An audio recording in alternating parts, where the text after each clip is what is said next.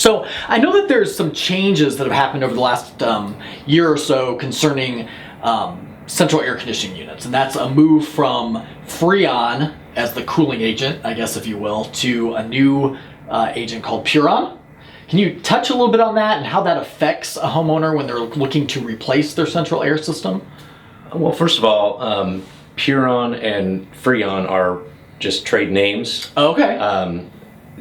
The Freon is basically what you hear. R22 is Okay. designated refrigerant Okay. nomenclature.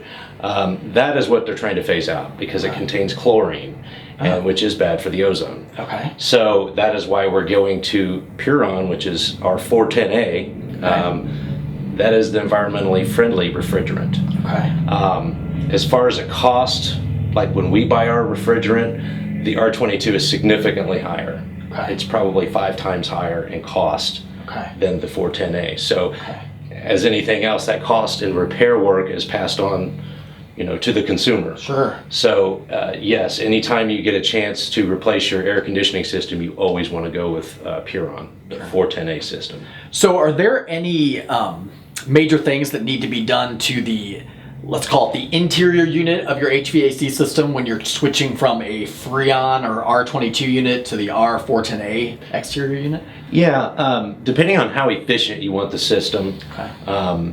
the higher efficiency systems have what they call multi-stage, meaning you have a low stage where, let's say it's not that hot out today. Let's say it's only 80 degrees out. We're going to run in a lower stage to pull more humidity out of the air. Okay. So when you're going to a 2-stage system like that, you have to replace the furnace too, because unless the furnace happens to be what they call variable speed Okay. currently. Okay. So to get the efficiency out, a lot of times you do have to replace all of the equipment, the Okay. heating and the cooling side, to match everything up Okay. so that you get the best bang for your buck. Okay. So we've touched on the home maintenance that a homeowner can either do themselves, like changing out the filter, or calling a HVAC contractor to come out twice a year to make sure that the system's running good. Now, what would be an initial step that a homeowner may be able to do if they try to kick on their furnace in the fall and nothing happens? What's kind of the first thing to check to make sure you're not calling a contractor out for really no good reason? Sure.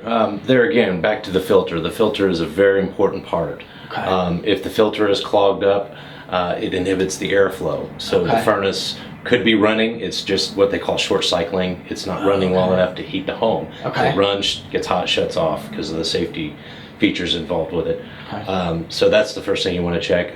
Batteries in a thermostat. Maybe the thermostat does run off batteries. Okay. Some do. Some are required. It's all, depends on how many wires you have coming out of the wall. Okay. Check breakers.